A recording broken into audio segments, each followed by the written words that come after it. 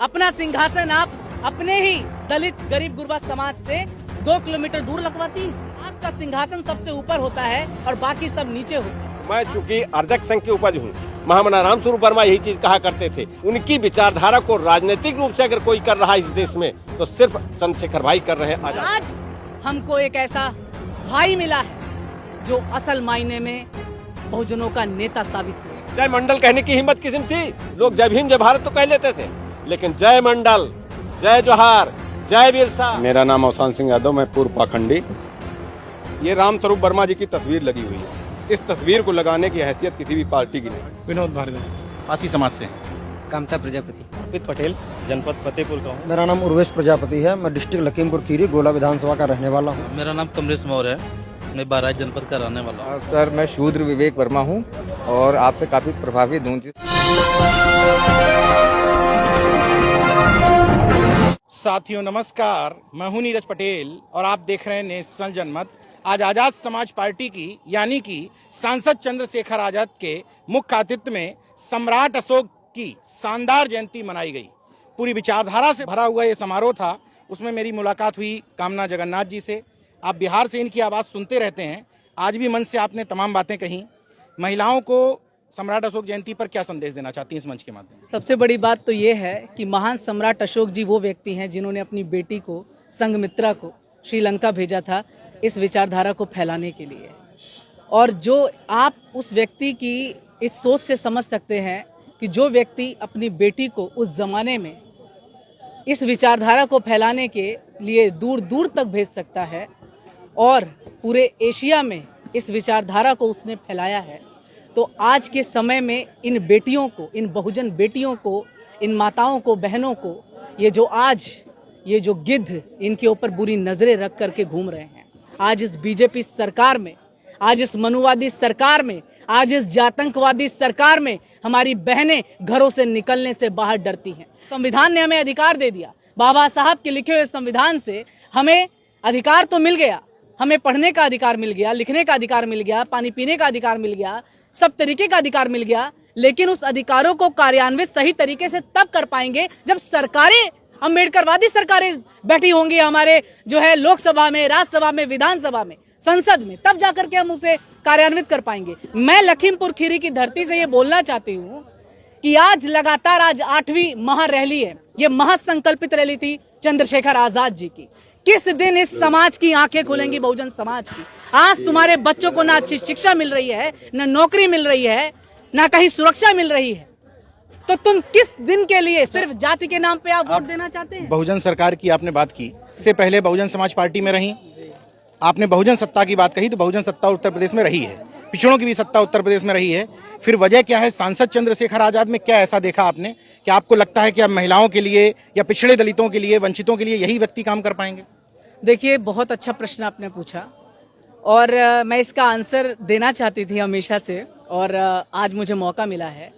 देखिए, बहुजन समाज जो 85% समाज है, 40 सालों से भरोसा किए हुआ था एक पार्टी के ऊपर। आज से 4-5 साल पहले हम सब बहुजन समाज पार्टी को ही वोट दे रहे थे।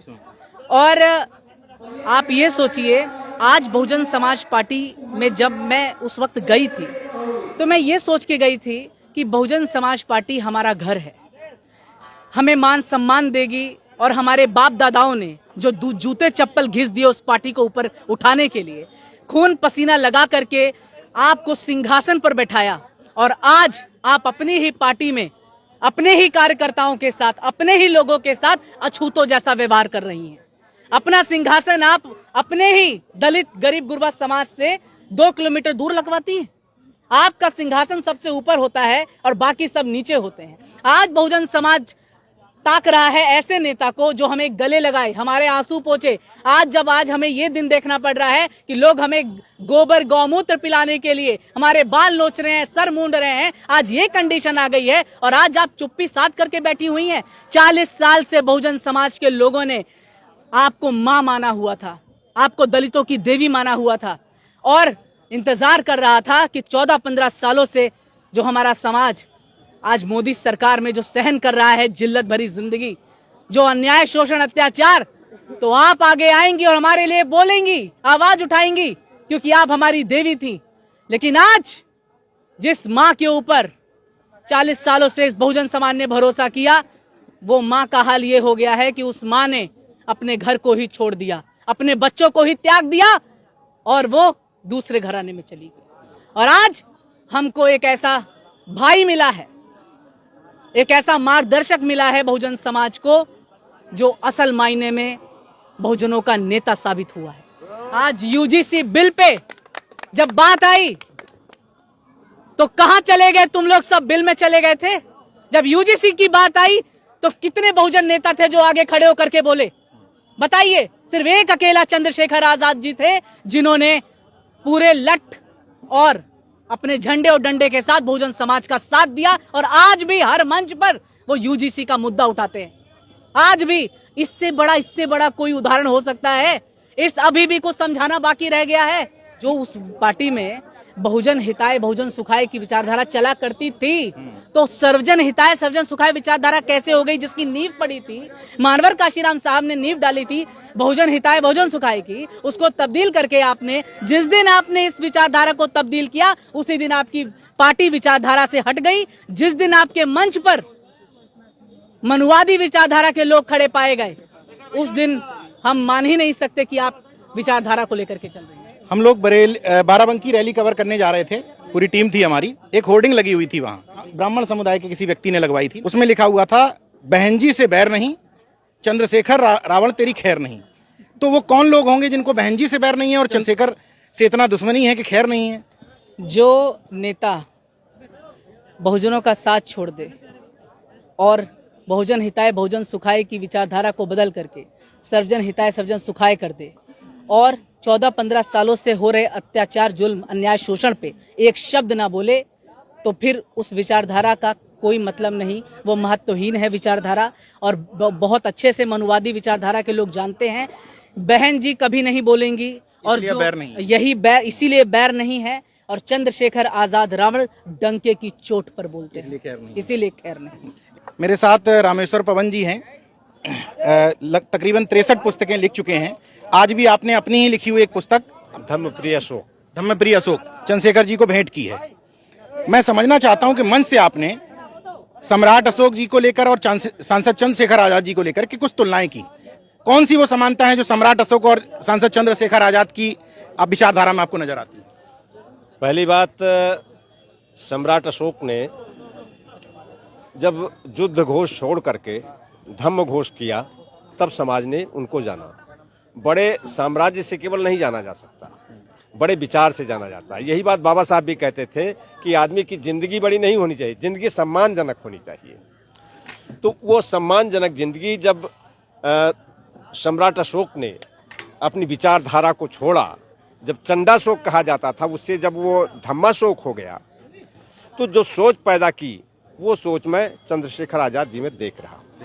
और मैं तो जब जयंती है सम्राट अशोक की, आज उस माँ को मैं धन्यवाद देता हूँ जिन्होंने अपने बेटे को ये साहस दिया कि जब उनकी पढ़ने लिखने के और खेलने की उम्र थी, ये संघर्ष शुरू किया। मैं समझता हूँ 30 साल 31 साल की उम्र रही होगी तब, और तब माँ ने आशीर्वाद दिया कि जाओ बेटा समाज के लिए लड़ो, और उसके लिए वो लड़े। ये पहली बात तो ये साम्यता है। दूसरी चीज, सम्राट अशोक को इतिहास जो है वो 1915 के बाद लोगों ने जाना है। संजोग है कि 1915 में अशोक को देश ने जाना, दुनिया ने जाना पूरी तरीके से। अशोक मौर्य था जिसने 84,000 स्तूप बनवा दिए, और 2015 में हमारे भाई चंद्रशेखर जी को पूरे देश ने जाना। ये भी बड़ी साम्यता है, पूरे 100 वर्ष बाद ये भी बड़ी साम्यता है विचारों पर। अशोक ने जब कहा कि प्रजा हमारे लिए सब कुछ है, और मैं चाहता हूं कि हमारे अधिकारी, चाहे मैं सोता हूं, चाहे खाना खाता हूं, चाहे अपने रनवास में हूं, चाहे उद्यान में हूं, किसी भी समय जनता की पीड़ा हमारे तक पहुंचा सकते हैं। और ये चीज मैं देखता हूं चंद्रशेखर आजाद जी में, चाहे वो सोते हो, चाहे किसी कार्यक्रम में हो, आप जनता की पीड़ा बताइए, जनता तक पहुंचते हैं। और ये जिला भी उसका उदाहरण है कि 7-7 घंटे उन्होंने मोटरसाइकिल चला करके और उन किसानों की पीड़ा में पहुंचने का काम किया था। तो ये साम्यताएं हैं, वो दिखाई पड़ता है। तो जैसे पिछड़े वर्ग के लिए जो घोषणाएं करते हैं, कोई और नेता आपको नजर आता है इस समय वर्तमान राजनीति में, चाहे वो पिछड़े वर्ग से हो, दलित वर्ग से हो, सवर्णों की तो खैर बात ही क्या करना, कोई नजर आता है जो इस तरह की बात करता हो कि हम पिछड़ों को आरक्षण अलग से देंगे? नहीं, और कोई नेता नहीं है।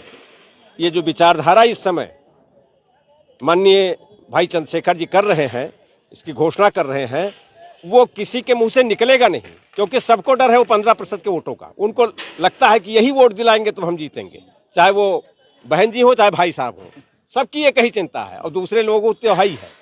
तो समाज जो है, समाज की पीड़ा दो चीजों पे है, रोटी कपड़ा मकान हम खुद कमाते हैं। ये जो बहुजन समाज है ये कमा के लोगों को खिलाता है, चाहे अनाज हो चाहे सारी मशीनें हो, सब यही चलाता है। असली लड़ाई इज्जत की है।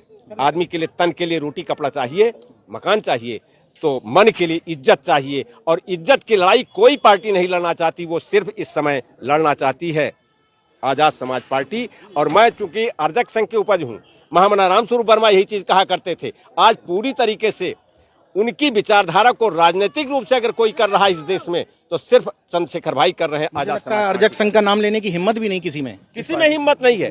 ये व्यक्तित्व रामस्वरूप वर्मा लगा रखे हैं, रामस्वरूप वर्मा लगा रखे हैं। इसके अलावा समाज को बांटने के लिए जिस व्यक्तित्व ने आरएसएस पर प्रतिबंध लगाया था, बांटने के लिए कि ये कहीं एक न हो जाए, एक अलग से शिव गुफा छोड़ दिया कि सरदार पटेल ने बाबा साहब डॉक्टर अंबेडकर को आगे नहीं बढ़ने दिया। और मैं पर्याप्त उदाहरणों के साथ मैंने किताब भी लिखी कि सरदार पटेल ने डॉक्टर अंबेडकर का साथ दिया। ये जो लोग कहते हैं कि वो कौवा कान ले गया वाला कि उन्होंने कहा नहीं घुसने देंगे, कहीं ना कोई बयान है न किसी किताब में है, फर्जी चीजें उल्लेख कर दी जाती हैं। तो चंद्रशेखर भाई को ये भी देखा कि उन्होंने मंच से कहा कि सरदार पटेल और बाबा साहब डॉक्टर अंबेडकर दोनों हमारे महानायक हैं और दोनों की भाई ना राष्ट्र के बिना संविधान हो सकता। अगर बाबा साहब का संविधान इतना बढ़िया है, लेकिन अगर ये खंडों खंडों में बटा होता 562 रियासतों में, यहाँ कोई दूसरा राजा होता तो यहाँ कहाँ संविधान लागू होता? संविधान चाहे जितना अच्छा होगा लागू होगा राष्ट्र में, और राष्ट्र चाहे जितना अच्छा होगा, अगर संविधान बढ़िया नहीं होगा तो बेकार हो जाएगा। दोनों की जरूरत है और दोनों ने मिलकर काम किया है। आप ठीक से पढ़िए कि संविधान सभा में अकेले सरदार पटेल थे जो व्यक्ति नेहरू से, ये तो कई राइटरों ने लिखा, अंग्रेजों ने लिखा, नेहरू और राजेंद्र बाबू, मौलाना, इन सबसे ज्यादा अगर रुचि थी संविधान में तो सरदार पटेल को थी।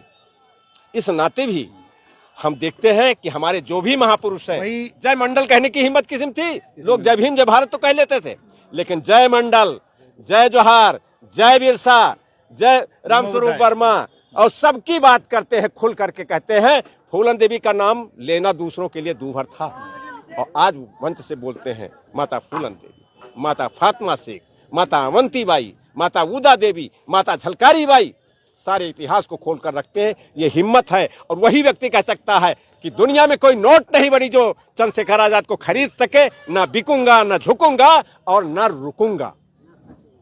63 पुस्तकों के लेखक हैं, एडवोकेट भी हैं, सामाजिक कार्यकर्ता हैं, बसपा से 3 बार चुनाव लड़े, एक बार अपना दल से चुनाव लड़े, यानी कि पूरा राजनीतिक लंबा जीवन है। जिस समय आजाद समाज पार्टी ज्वाइन की तो मैं सोच रहा था कि निश्चित तौर पर ऐसे व्यक्ति को बरगलाया तो नहीं जा सकता कि स्वप्न दिखा दिया हो, भाषण सुन के समझ लिया हो, लेकिन जब इतनी गूढ़ तरीके से आपने बताया कि सांसद चंद्रशेखर आजाद को आपने परखा है कई सालों तक, इसके बाद ये विश्वास जमा है कि हाँ, पिछड़े वर्ग के लिए, वंचित वर्ग के लिए वो काम कर सकते हैं। मेरे साथ एक और शख्स हैं, ये कई मंचों पर मिल जाते हैं आजाद समाज पार्टी के। मेरा नाम अवसान सिंह यादव, मैं पूर्व पाखंडी, और इस पार्टी को चुनने का एक मेरा कारण है, क्योंकि जहाँ तक पहले तो मैं अभी तक किसी भी राजनीतिक दल में रहा नहीं हूँ, ना मेरी रुचि थी। मैं सामाजिक कार्यकर्ता था, सामाजिक संगठन भी मेरा है और मैं उसी के तहत काम करना चाहता था। लेकिन जब देखा कि समाज में जब भी कहीं लड़ाई होती है, अन्याय अत्याचार होता है बहुजन समाज के ऊपर, मैंने जब संगठन बनाया, मैं लिए संगठन के विस्तार के लिए मैं गांव-गांव घूमा।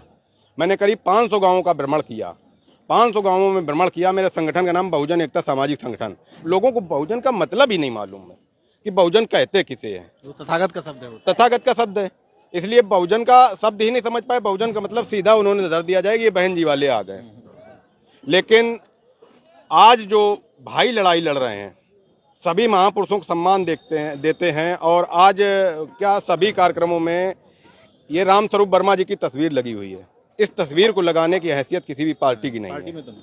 और 4 बार इस प्रदेश में सरकार बनी है माननीय बहन जी की, 4 बार बनी है समाजवादी पार्टी की सरकार, लेकिन कभी भी सदन में बाबा साहब की तस्वीर नहीं पहुंची। सदन की तो बात छोड़िए, लोगों के कार्यालय में तस्वीर नहीं थी।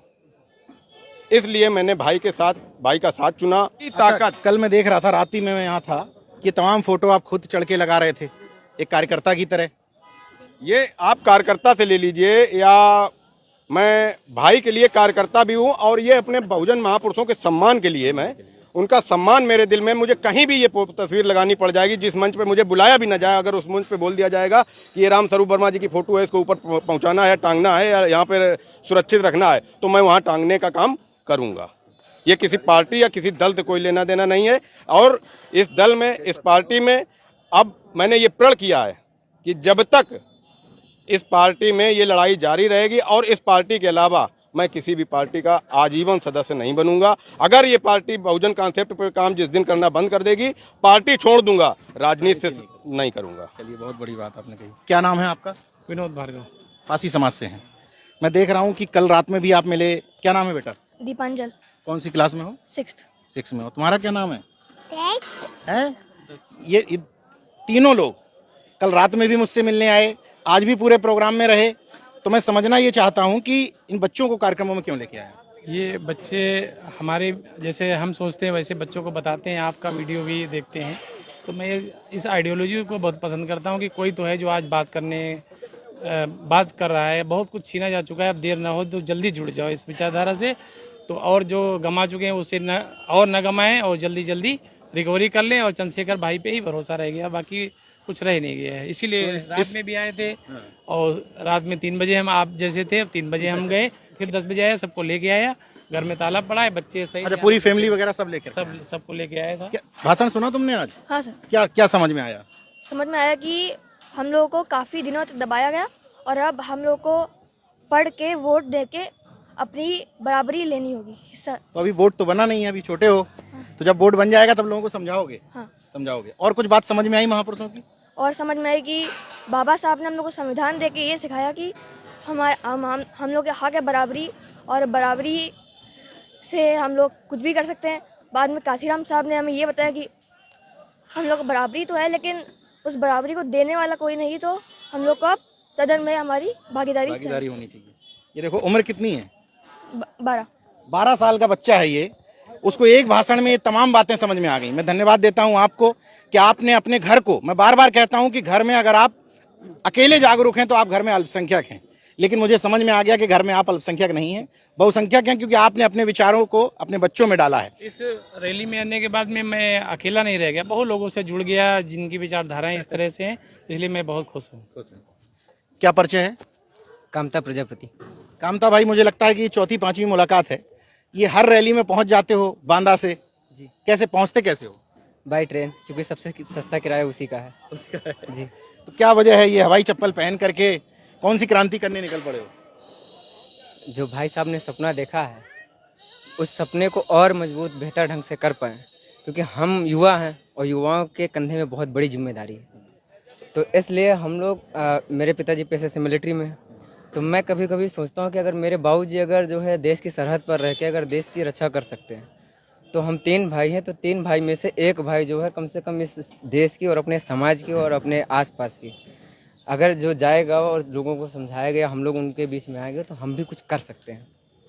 कितनी रैलियों में जा चुके हो? मुझे लगता है कि अब तक जितने भी रैलियाँ हुई होंगी भाई साहब की, तो संभवतः कोई छूटी हो ऐसा हो नहीं सकता। अच्छा, कितनी रैलियों में भाई से हाथ मिला पाए हो? हाथ मिलाना तो बड़ी बात नहीं, लेकिन हम उनको सुनने आते हैं। मतलब मैक्सिमम रैली में, जैसे आज तो कोई मुलाकात भी नहीं हो पाई, फोटो भी नहीं खिंच पाई, कुछ नहीं? कुछ नहीं। मैं ये समझना चाहता हूँ, तमाम लोगों को ये बताना भी चाहता हूँ, बहुत सारे लोग इस आधार पर रैली का आकलन करते हैं या खुद का आकलन करते हैं कि हम मंच पे पहुंच पाए नहीं पहुंच पाए, भाई से मिल पाए या नहीं मिल पाए, भाई हमें पहचान पाए नहीं पहचान पाए, हमें देख पाए नहीं देख पाए। लेकिन इन जैसे साथी, कामता प्रजापति इनका नाम है, ये परवाह नहीं करते कि हम मंच पे पहुंच पाएंगे नहीं पहुंच पाएंगे, भाई हमें देख पाएंगे नहीं देख पाएंगे, हाथ मिला पाएंगे नहीं मिला पाएंगे। इसी को कैडर कहते हैं। हमें ऐसे ही कैडराइज युवकों की जरूरत है। निश्चित तौर पर वो समाज को आगे ले जाएगा। और सबसे बड़ी खासियत यह है कि प्रजापति समाज से आते हैं। जिन समाजों को आपने मान लिया कि समाज काबड़ हो रहे हैं। हाँ, तो मैं थोड़ा सा बता भी देना चाहता हूँ। हमारे समाज को ब्राह्मणों ने एक उच्च जाति के देवता को बताकर कि तुम जो है दक्ष प्रजापति के वंशज हो, ये चीज बताकर हमारे सबको समाज पढ़ाए को एक-एक। ठगने का काम किया है। और हम कुम्हारों को जो है इस बात पर गर्व हो गया जो है कि हम ऊंची जाति के देवताओं के जो है वंशज हैं। भी हमारा समाज अपने नेता को पहचान ले, नहीं आज भी बिन पेंदी की लुटवे जैसे इधर उधर लुढ़कते हैं तो लुढ़कते ही रह जाओगे, कहीं आपको कुछ नहीं मिलेगा। दरी बिछाने को छोड़ के आपको कुछ नहीं मिलने। क्या परिचय है? अर्पित पटेल, जनपद फतेहपुर का हूँ, बेसिकली लखनऊ रहता हूँ। तमाम रैलियों में जाते हो आप भी, तमाम जगह कार्यक्रम में पहुंचते हो, क्या वजह है? वजह यह है कि आज की तारीख में पूरे प्रदेश में या यूं कहें कि पूरे देश में भाई चंद्रशेखर आजाद जैसा कोई लीडर है ही नहीं।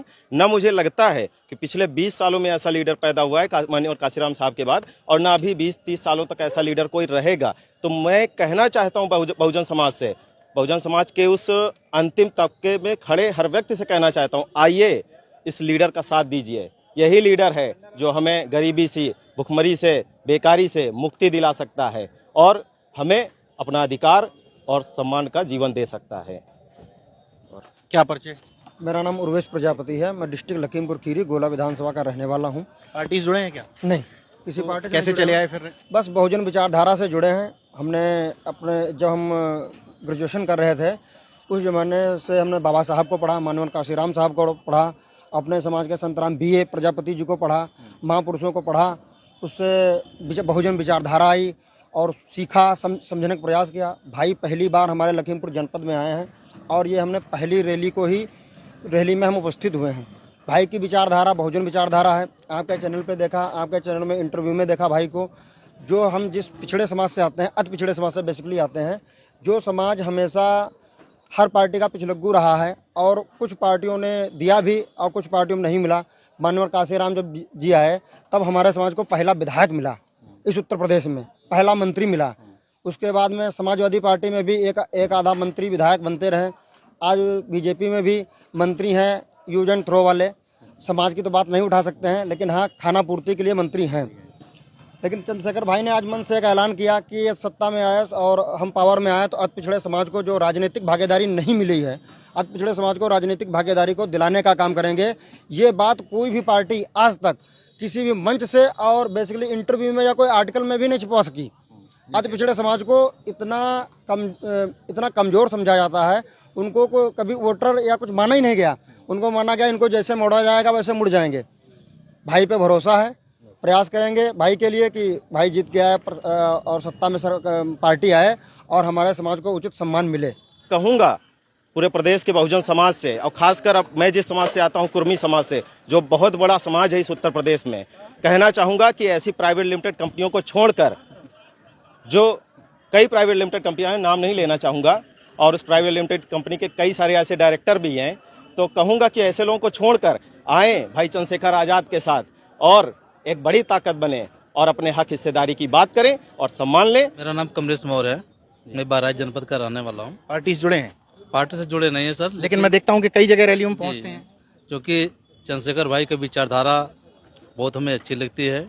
और आज जो भाई के सम्राट अशोक जयंती के अवसर पर जो उन्होंने अपना विचार रखा, उससे हमें ऐसा आभास हुआ कि सम्राट अशोक का पुनर्अवतार हो गया चंद्रशेखर भाई के रूप में। बहुत बड़ी बात कह रहे हैं। बहुत अच्छा लगा। अच्छा जी, अब बहुजनों के सभी बहुजन महापुरुषों की आवाज बनकर चंद्रशेखर भाई उभरे हैं, जिनका हर पल पे हम चाहेंगे सभी समाज के लोग भाई का तन मन धन से सहयोग करें और दिल्ली की गद्दी तक पहुंचावें।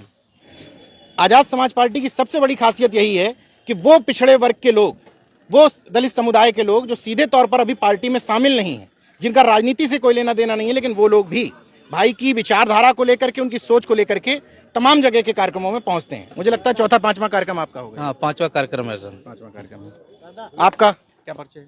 राम निवास वर्मा, मैं राष्ट्रीय महासचिव ओबीसी महासभा उत्तर प्रदेश दक्षिण भारत, और अभी हाल ही में मैंने बाराबंकी की जो है रैली में अपना जो है आजाद समाज पार्टी से जुड़ा हूँ।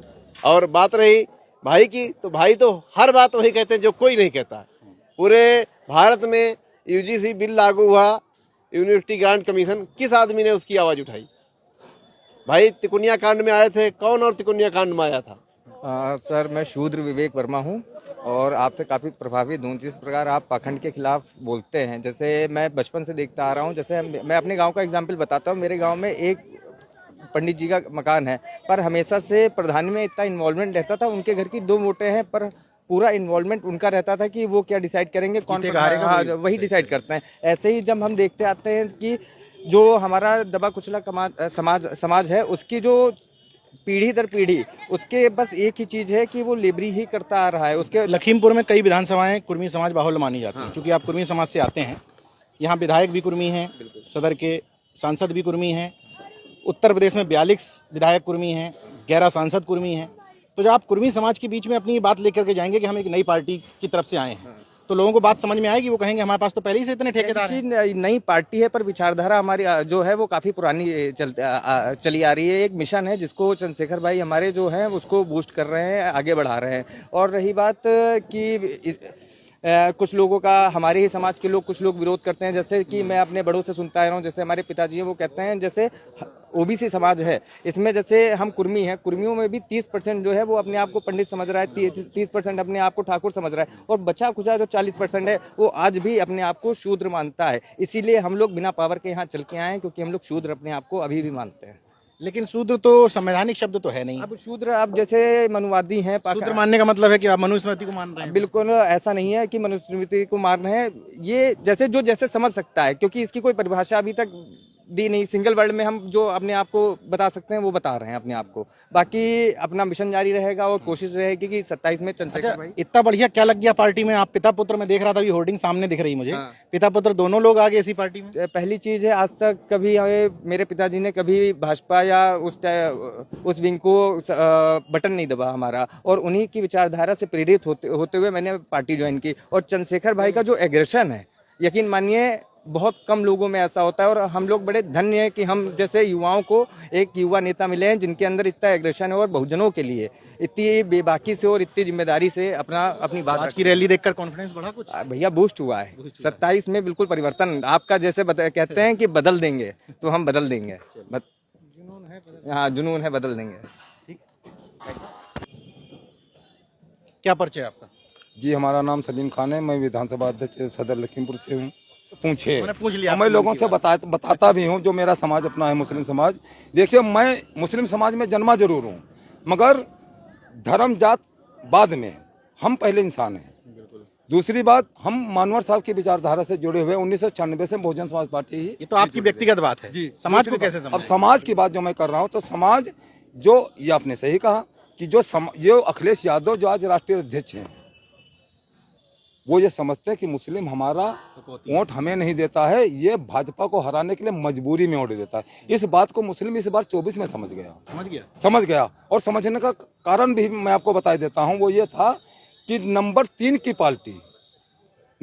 पार्टी समाजवादी पार्टी उत्तर प्रदेश में बन गई। और जब ये विपक्ष में थे अखिलेश यादव जी, और जब दिल्ली चुन लेते हैं, तो जो विपक्ष का नेता बनाने की बारी आई थी, जो मुसलमानों की पार्टी, सपा कहलाने वाली पार्टी, इस पार्टी ने मुस्लिम जो विधायक थे हमारे 35-37 के करीब होंगे समाजवादी में, इनको कोई उसमें काबिल व्यक्ति मुस्लिम नहीं दिखा था विधायक, जो उसको विपक्ष का नेता बनाते नहीं बनाया इन्होंने। एक तो ये सबसे ज्यादा 34 विधायक। जी जी। अब ये पॉइंट हुआ। दूसरा पॉइंट ये, अगर आप ओबीसी में आओ, जो पीडीए लेके आए थे, और पीडीए इंडिया महागठबंधन से पता नहीं क्या क्या बताया क्या, तो ये जो हमारे पिछड़े वर्ग के थे, इनके परिवार के थे, इनके चाचा भी थे, शिवपाल यादव को बना देते, इन्होंने नहीं बनाया। हमारे दलित समाज के 17 विधायक, उनको नहीं बनाया। हमारे वर्मा समाज के थे 13 विधायक, किसी को नहीं बनाया। इन्होंने किसको बनाया? जो ये पीडीए लेके आए थे, तो पीडीए के साथ में खिलवाड़ हुआ। अच्छा, ये हमारी जो आवाम थी, हम लोग, ये आवाम पढ़ी नहीं थी, ये पीडीए का अर्थ नहीं जानती थी क्या है। इन्होंने पीडीए लेके आके 37 विधायक पाके तीसरे नंबर की पार्टी बन जाते हैं।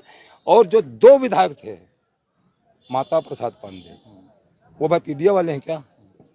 उनको विपक्ष का नेता बनाए। तो जब वहाँ पे हमारा ये जो योगी जो है, हमारे वर्तमान के जो प्रधान, वो मुख्यमंत्री जी हैं, सीएम, जब सदन वहाँ पे विधानसभा भवन में जब ये बोलते हैं कटमुल्ला, तो वही विपक्ष में जो बैठे हमारे माता प्रसाद पांडे जी हैं, वो अंदर अंदर खुश होते हैं। तो ये इस बात को सब समझ चुके हैं। और दूसरी बात मैं आपको बता देना चाहता हूँ, ये जो लाल टोपी लगा के और मुसलमानों को गुमराह करके वोट लेने का काम किया, तो मुसलमानों ने भी सोच लिया है कि अब ये टोपी तुम्हारे सर पे धरी की धरी रह जाएगी, और सपा तो 27 में हम साफ ही कर देंगे।